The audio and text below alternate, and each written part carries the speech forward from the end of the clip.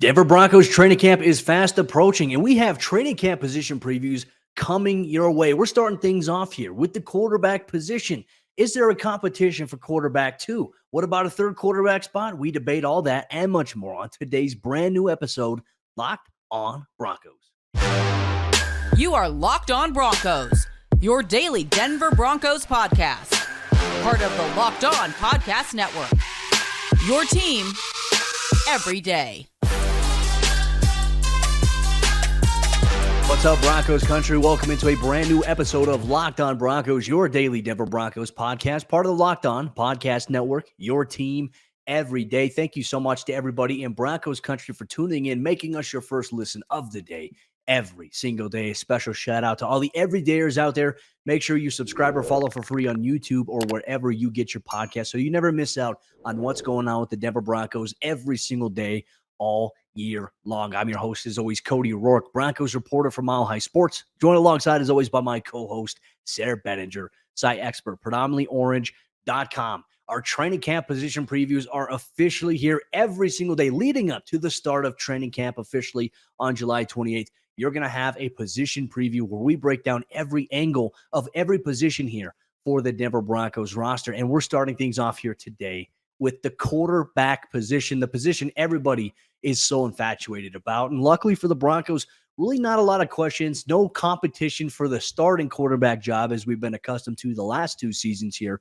But there are a multitude of players at the position we're going to highlight, including Russell Wilson here. So, Sayre, let's open things up. Let's take a look at what the position room looks like right now going into training camp. And first things first, the biggest change of the offseason, Sean Payton coming in as the head coach, and he is going to take a hands-on approach specifically with Davis Webb, new quarterback coach, and obviously all of these quarterbacks here throughout training camp because Sean Payton is doing what?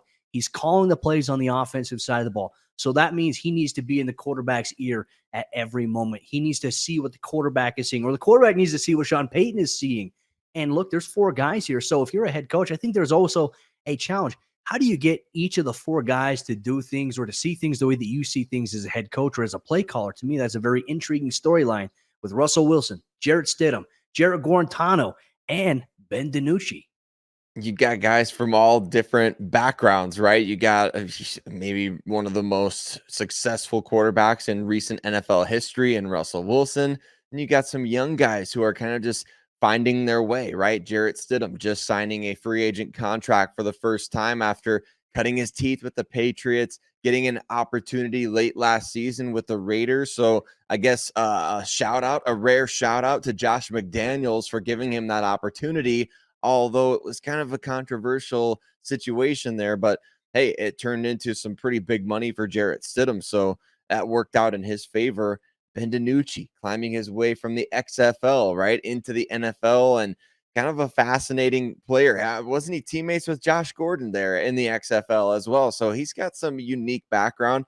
Jarrett Guarantano, formerly at Tennessee, transferred to Washington State, once a big-time recruit, now kind of just like almost floated into the NFL. Didn't even really have any big seasons at the college level, but has those physical skills. Showed some things last year in the preseason with the Arizona Cardinals that the Denver Broncos really liked. So it's a very unique group. And like you said, Cody, it starts at the top with this new brain trust, which is going to be Sean Payton as the head coach. Obviously, you've got then Davis Webb. I got to make sure I don't call him Davis Mills. I've called him Davis Mills too many times this offseason.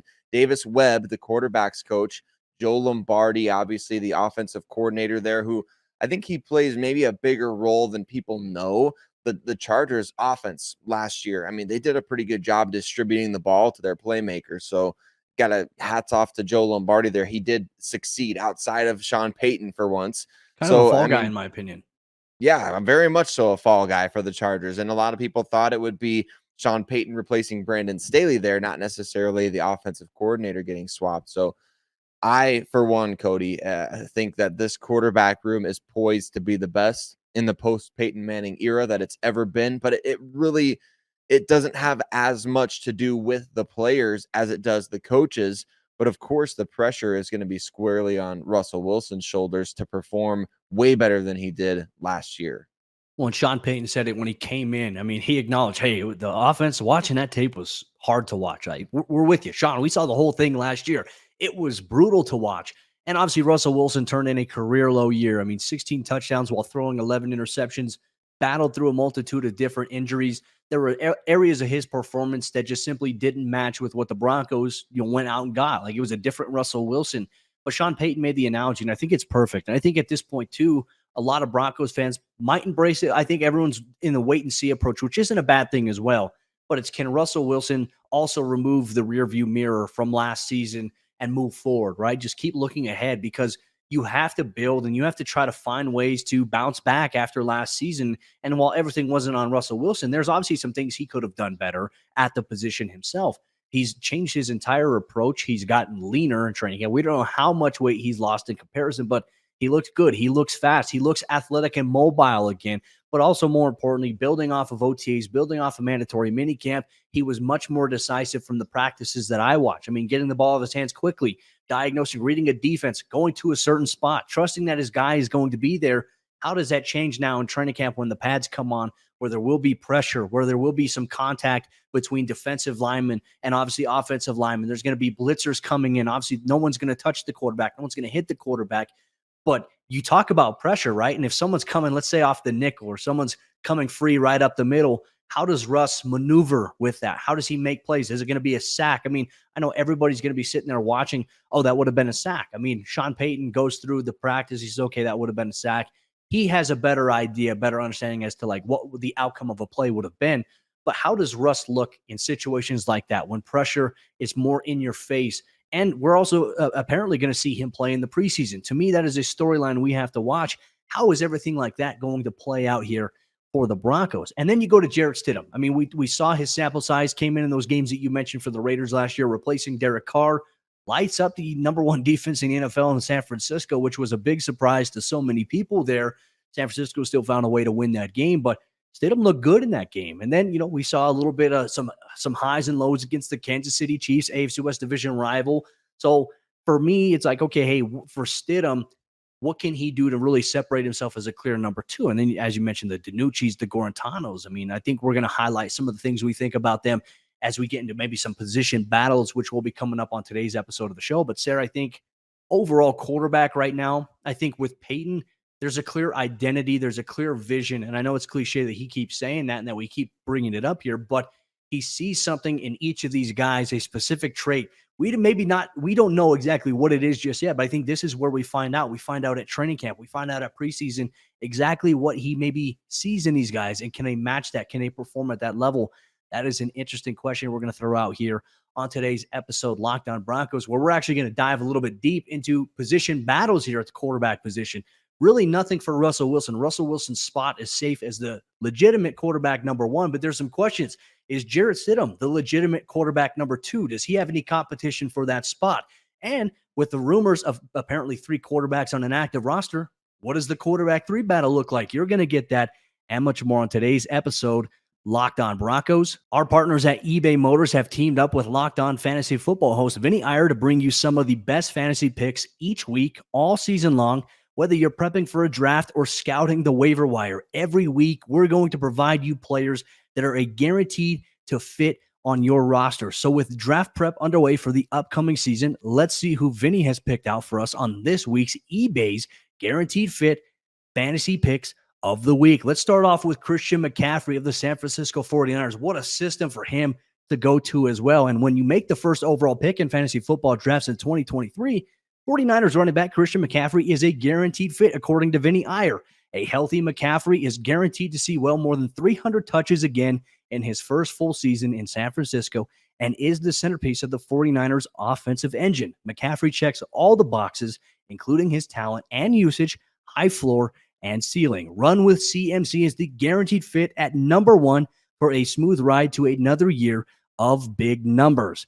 Vinny Iyer from Locked On Fantasy Football is going to help you win your fantasy championship, and eBay Motors knows a championship team is about each player being a perfect fit. Same with your vehicle. With eBay Guaranteed Fit and over 122 million parts and accessories for your vehicles right at your fingertips, you can make sure your ride stays running smoothly. air filters, brakes, batteries, tail lights, alternators, shocks, struts, you name it, eBay Motors has it, and they'll make sure it's the right fit for your car because eBay Guaranteed Fit helps you understand exactly what part you need for your vehicle the first time. So go forth, switch gears, crank the AC, and say goodbye to sweating if your ride needs a little fixing up because now you know you'll always be set up for success from the get-go with eBay Guaranteed Fit. Everything your vehicle is calling for is just a click away.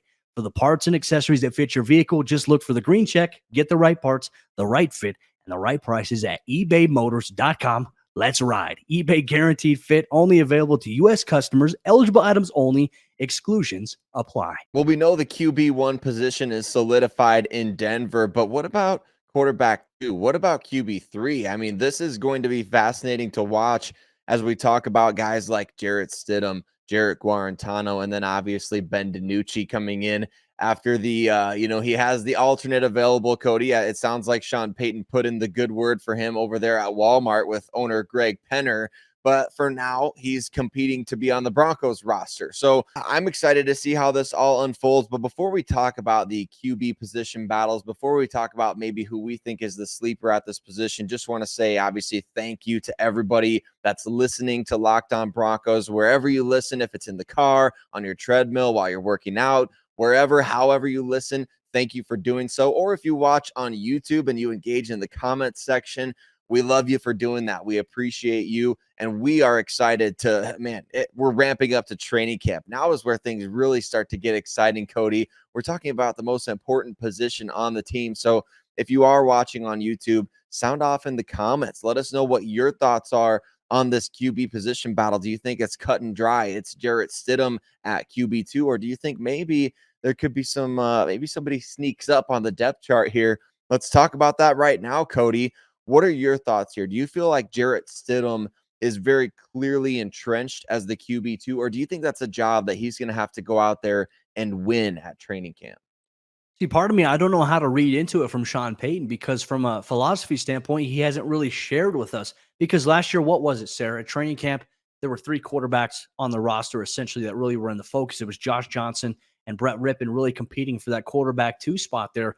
But now that there's 4 guys, like 4 guys that are going to be entrenched during the preseason and are going to get probably a little bit more playing time than Russell Wilson this preseason time, it really makes me wonder, like, okay, is Jarrett Stidham really the number 2 quarterback here legitimately, and there is no competition, and is everybody else just competing for that quarterback 3 spot? Because there's been a rule change in the NFL, which I think, to be honest with you, Sayre, it should have been this way from the get-go, because then we would have never seen the debacle that happened with the San Francisco 49ers during the NFL playoffs, where you can have 3 quarterbacks on your active roster, because you and I have said it a multitude of times. There is no way, and this is when he was still on the team with Denver, obviously no longer there.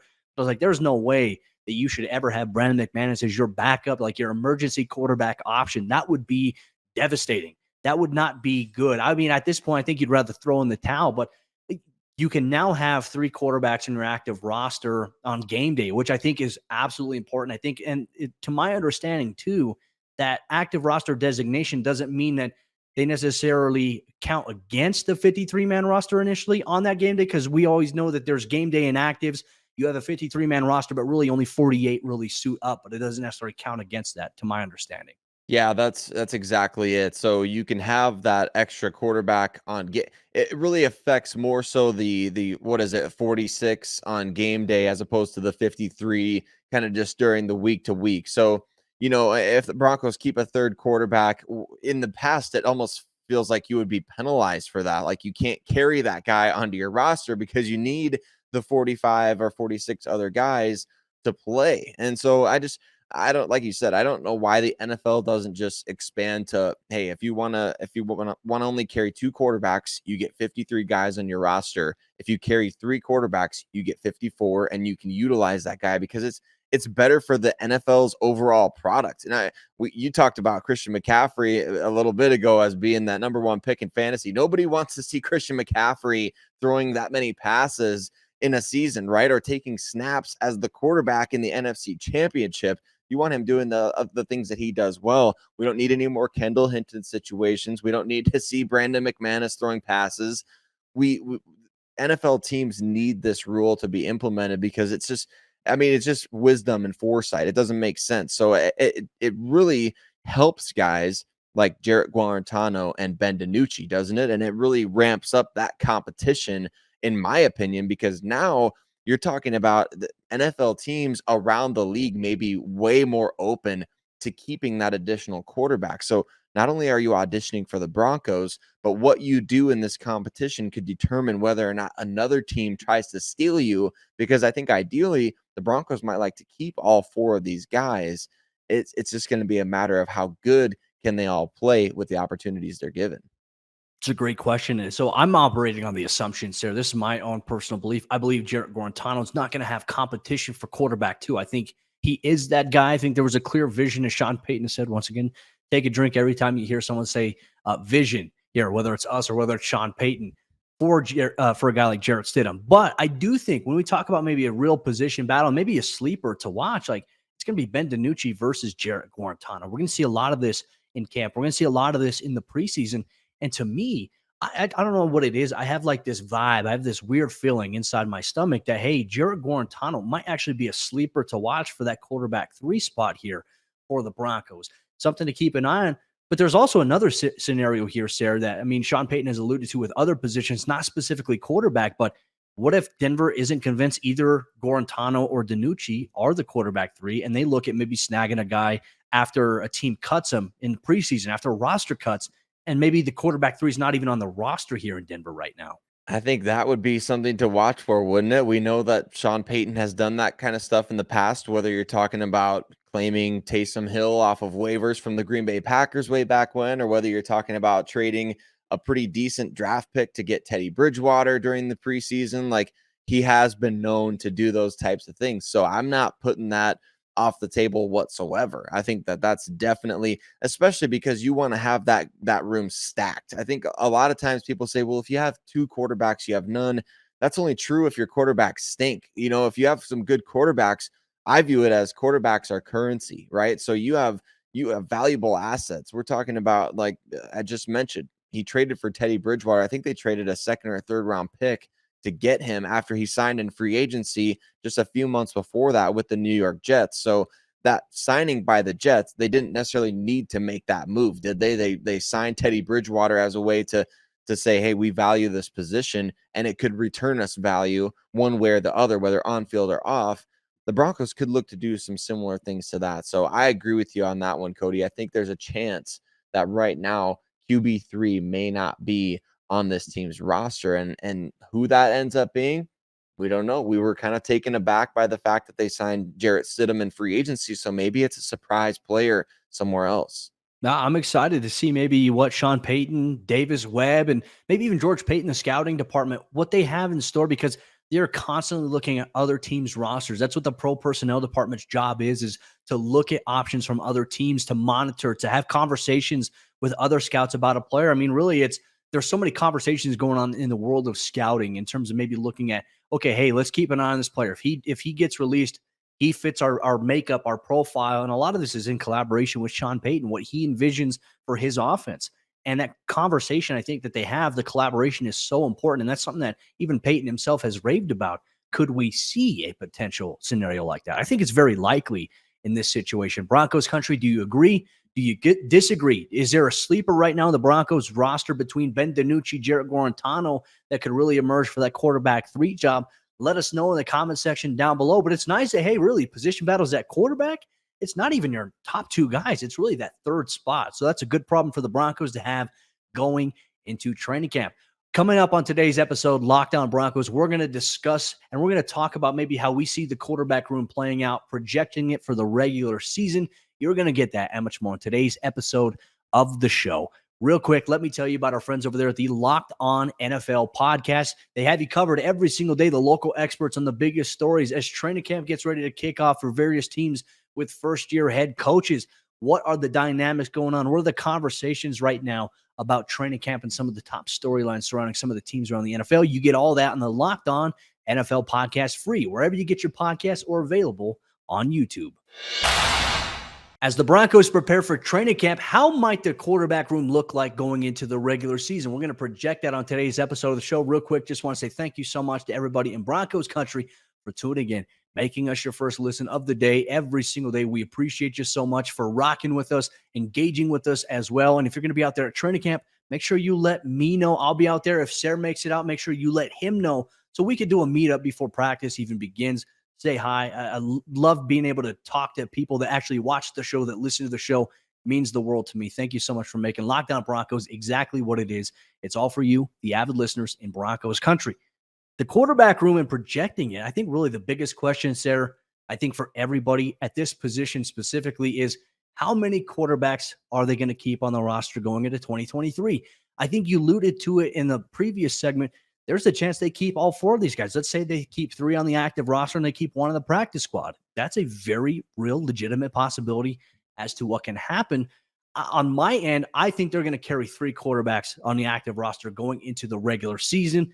And I do think they will have a spot on the practice squad for a guy as well. So it could be all 4 of these guys remaining intact in Denver. Obviously, there's going to be a scenario where some guys, whoever gets cut, would have to clear waivers initially when the roster cuts happen, or there could be a signing from another team to the practice squad at some point as well. How do you see things playing out here with the quarterback position going into the regular season, maybe how it works from a roster construction standpoint? Well, I really like the idea of being able to keep 3, and you really want to see 3 quality players at that position. So it's not just keeping 3 for the sake of it, but it's keeping 3 guys that you have a guy in Sean Payton. We talked about this very early in the offseason. One of the things that we wanted to see him get his hands on at least one young quarterback to start developing. And so I think that process is now underway. You've got Jarrett Stidham, who qualifies for that. He's a young quarterback who is still in the developmental phase, still in the growth phase. You've got him growing under Sean Payton and his staff now. Now, who's going to be that other guy? Is it going to be Ben DiNucci, who, I mean, he showed some flashes, didn't he, when he was with the Dallas Cowboys, and certainly in the XFL, he's kind of got that gunslinger mentality out there, very much so, got the playmaker gene, and really wants to do everything that he can to a fault at times, out there. So I'm excited to see what he can do in the preseason. Jarrett Guarantano, like we mentioned before, former 4-star recruit who was committed to Tennessee way back when Zach Azzanni, the old Broncos wide receivers coach, was recruiting guys to go play there, like Marquez Callaway and Brandon Johnson. He was there back then as a big-time recruit. Didn't work out, but still had the physical traits to kind of get through the college level, make it to the NFL. These guys here, it's so much unknown at this point. We just don't know exactly, like, where does Sean Payton fall on the philosophy of, keeping 3 QBs on the roster? Are they thinking about that game day active quarterback, in case of emergency type of thing? Do they have that in their priority list? Because if they don't, then where do you use that roster spot elsewhere? But I think for me, I would keep 3 quarterbacks and I would try to get as much talent as possible. I think a lot of times people think, well, you got to have like, one really good guy and then just 2 complete duds. For some reason, Cody, this is discourse that I have had on Twitter through the years. Like your other quarterbacks need to be bad, so they're not a threat to your starter. I'd rather collect as many talented quarterbacks as possible. And pro scouting department, college scouting department, Sean Payton, what are they going to do at that QB3 spot? That is a fascinating thing to me as the preseason unfolds. If Ben DiNucci plays well, if Jarrett Guarantano plays well, do your best to keep all of them. But if not, then I think it's open season. Well, yeah. I mean, in a situation where your starter gets hurt, like, for example, what the Broncos ran into last year with Russ, you want to have a guy who's capable of coming in and running the offense, because then the conversation to those people you've had those discussions with on Twitter, if you have duds at the backup quarterback spot, you're going to be complaining about, oh, I wish they had a guy, it's always wishy-washy at sometimes in certain situations. But no, I agree with you there. I think the roster construction part of it, because look, if you keep 3 quarterbacks on your roster, where are you going to limit the another spot on the roster at another position? I think that to me is so crucial here, because we look at how deep the wide receiver room is with a multitude of guys. I think we all envision at least 6 guys at that position. So if you were to keep 3 guys there, how does it impact maybe offensive personnel? Or if this could even impact defensive personnel. How many guys Sean Payton and the Broncos choose to keep at a certain position on defense? To me, that's where I think the preseason and training camp altogether, I think it's so important to really watch and to analyze everything that's going on, because you want to make sure you have the best players on your roster. And that's something that Sean Payton has always preached from day one, that even going back to rookie minicamp, he's like, we don't want to miss out. Like if we have the best players here, we don't want to miss out on that. We have to do a good job as evaluators of recognizing that versus this guy going to another team and all of a sudden exploding. We're like, wait a minute, we had him on the roster during training camp. How do we let this guy go? Like there's so many stories like that every single year that happens that, hey, this guy was on this team for training camp for preseason, got cut, went to this team, and all of a sudden he's balling out. And then everyone's kicking themselves from the other team. Like, wait, what was it? What did we miss about this guy? Sean Payton wants to avoid that. So for me, that's an intriguing storyline to follow, not only outside of the quarterback competition between Ben DiNucci, Jarrett Guarantano for maybe QB3, but really, how does this impact the rest of the position groups on this offense or defensive side of the ball here for the Broncos? A great thing to throw out on today's episode, Locked On Broncos. But Broncos Country, that wraps up today's episode of the show as we looked at the quarterback position all throughout training camp, looking at every angle from the quarterback 2 spot, quarterback 3. Will they keep 4 quarterbacks all together if they keep 1 on the practice squad, 3 in the active roster? How do you see things playing out at QB? Make sure if you're watching on YouTube, you comment, like the video for the algorithm as well. If you're on social media as well, listening wherever you get your podcast, tweet us at Cody Roark NFL, at Sayre Bedinger, at Locked On Broncos. Your thoughts on how the Broncos quarterback position plays out for the regular season in your eyes, your projection.